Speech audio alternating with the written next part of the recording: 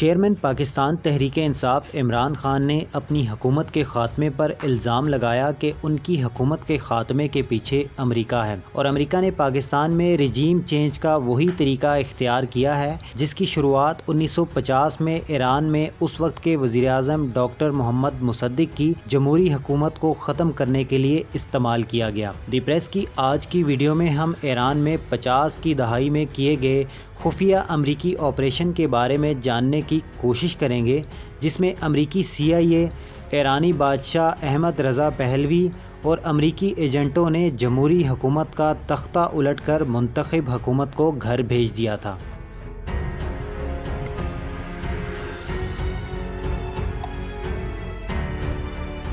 یہ بات ہے 1953 کی، جب 1 اور 2 اگست کو رات کے 12 بجتے ہی ایک امریکی تہران میں واقع CIA کے سیف ہاؤس سے باہر نکلا۔ مکان کے باہر سیاہ رنگ کی عام سی گاڑی کھڑی تھی۔ یہ امریکی اس کی پچھلی سیٹ پر بیٹھ گیا۔ وہاں ایک کمبل پڑا تھا جو اس نے اپنے اوپر ڈال لیا اور گاڑی کے فرش پر لیٹ گیا تاکہ اسے کوئی دیکھ نہ سکے۔ جلد ہی گاڑی ایک بڑی عمارت کے احاطے میں پہنچ گئی، جہاں چمکتے چہرے کے ساتھ ایک دوسرے شخص نے اس کا استقبال کیا اور اس کو اپنے ساتھ اندر لے گیا۔ اس امریکی کا پورا نام کرمٹ روز ویلٹ جونیئر تھا، جبکہ اس کا استقبال کرنے والے ایران کے 32 سالہ بادشاہ محمد رضا شاہ پہلوی تھے۔ روز ویلٹ امریکی CIA اور برطانوی خفیہ ادارے MI6 کے بنائے ہوئے منصوبے کو مکمل کرنے کے لیے تہران آیا تھا۔ اس منصوبے کے تحت امریکہ اور برطانیہ کی خواہش تھی کہ شاہ ایران جمہوری طور پر منتخب وزیر اعظم ڈاکٹر محمد مصدق کو برطرف کر دیں، اور اسی مقصد کے لیے وہ معاملات طے کرنے رات کے اندھیرے میں چھپ کر شاہ سے ملنے آیا تھا۔ برطانیہ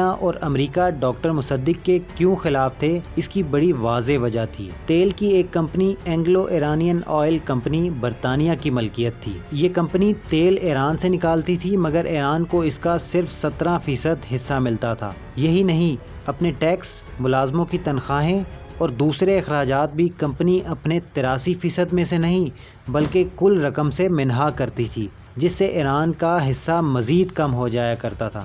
1951 میں اس کمپنی نے کل 4 کروڑ پاؤنڈز کمائے، لیکن اس میں سے صرف اور صرف 70 لاکھ پاؤنڈز ایران کو ملے۔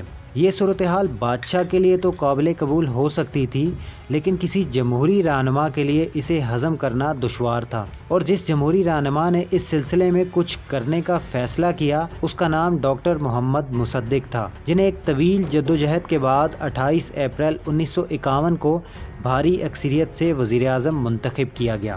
ڈاکٹر مصدق کے اقتدار میں آنے کے کچھ ہی عرصے بعد بھاری اکثریت سے ایک قرارداد منظور کی گئی، جس کے تحت ریفائنریز کو ایران نے اپنی ملکیت میں لے لیا۔ ایران کے اس عمل پر برطانیہ کا پارا تو 7ویں آسمان پر چڑھ گیا۔ وہ کسی صورت یہ سونے کی چڑیا ہاتھ سے نکلتے نہیں دیکھ سکتے تھے۔ یہی وہ غصہ تھا جس کی وجہ سے امریکہ نے اپنا سب سے چالاک خفیہ جاسوس ایران میں اتارا۔ اس کے ساتھ ہی امریکہ اور برطانوی ایجنٹ تہران، پیرس، واشنگٹن اور لندن میں متحرک ہو گئے۔ کرمٹ روز ویلٹ سابق امریکی صدر روز ویلٹ کا پوتا تھا۔ CIA کی قیادت سے گرین سگنل ملنے کے بعد وہ امریکہ سے لبنان پہنچا، وہاں سے بذریعہ کار شام میں داخل ہوا اور دمشق سے CIA کے ایک اور ایجنٹ کے ہمراہ عراق سے ہوتے ہوئے ایران میں داخل ہوا۔ تہران پہنچتے ہی روز ویلٹ نے اپنا کام شروع کر دیا۔ ایک طرف CIA نے جنرل فضل اللہ زاہدی کو $1 لاکھ دے کر ڈاکٹر مصدق کی جگہ اگلا وزیر اعظم بننے پر راضی کر لیا تھا، تو دوسری جانب تہران میں اپنے وفادار بڑھانے کے لیے ڈالروں کی بوریوں کے منہ بھی کھول دیے گئے تھے۔ لفافہ بردار صحافی اخباروں میں بڑھ چڑھ کر ڈاکٹر مصدق اور ان کی پالیسیوں کے پرخچے اڑا رہے تھے، جس میں انہیں نہ صرف کمیونسٹ بلکہ یہودی نسل سے قرار دیا جا رہا تھا۔ کچھ کالم نگار انکشاف فرما رہے تھے کہ وہ دراصل اندر سے برطانیہ سے ملے ہوئے ہیں اور انہوں نے تیل کی صنعت کو نیشنلائز کر کے ایران کی بربادی کے عہد نامے پر دستخط کر دیے ہیں۔ صرف یہی نہیں، کئی کالم CIA کی جانب سے لکھے لکھائے آتے تھے اور وہ ایسے ہی اخباروں میں چھپ جایا کرتے تھے۔ ایک رپورٹ کے مطابق تہران کے 3/4 اخبار اس سازش میں شریک تھے۔ CIA کے ایک اہلکار نے اس بات کی تصدیق کرتے ہوئے کہا تھا کہ میں کوئی بھی کالم لکھتا ہوں تو وہ اگلے دن ایرانی اخباروں کی زینت بن جاتا ہے۔ روزویلٹ نے شاہ ایران کو پہلی ہی ملاقات میں دھمکی دی کہ اگر ڈاکٹر مصدق کو عہدے پر برقرار رہنے دیا گیا تو ایران دوسرا کوریا بن جائے گا اور مغربی طاقتیں کسی صورت میں ایسا نہیں ہونے دیں گی۔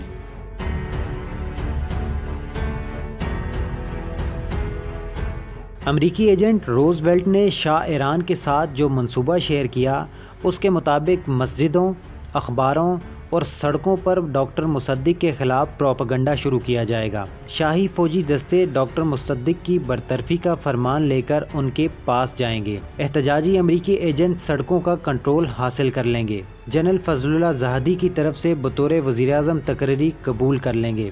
روزویلٹ نے شاہ ایران کو بتایا کہ ڈاکٹر مصدق کی برطرفی کا فرمان تیار ہے، انہوں نے صرف اس پر دستخط کرنے ہیں، باقی ساری تیاریاں مکمل کر لی گئی ہیں۔ 15 اگست 1954 کی صبح کرنل نعمت اللہ نصیری برطرفی کا فرمان لے کر ڈاکٹر مصدق کی رہائش گاہ پہنچے۔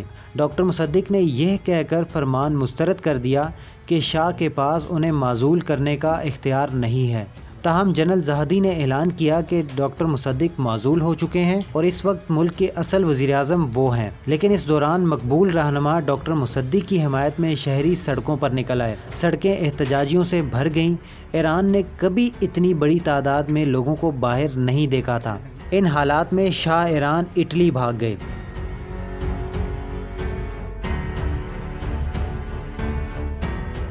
تیسری دنیا کے ملکوں کی فوجیں اپنے ملکوں میں ایسی غیر یقینی صورتحال برداشت نہیں کر سکتیں، اس لیے فوجی بیرکوں سے باہر نکل آئے اور 19 اگست کو ٹینکوں کے ایک دستے نے ڈاکٹر مصدق کے گھر کو گھیر لیا۔ یوں ایرانی وزیراعظم معزول ہوئے۔ جنرل زاہدی نے نئے وزیراعظم کے عہدے کا حلف اٹھایا۔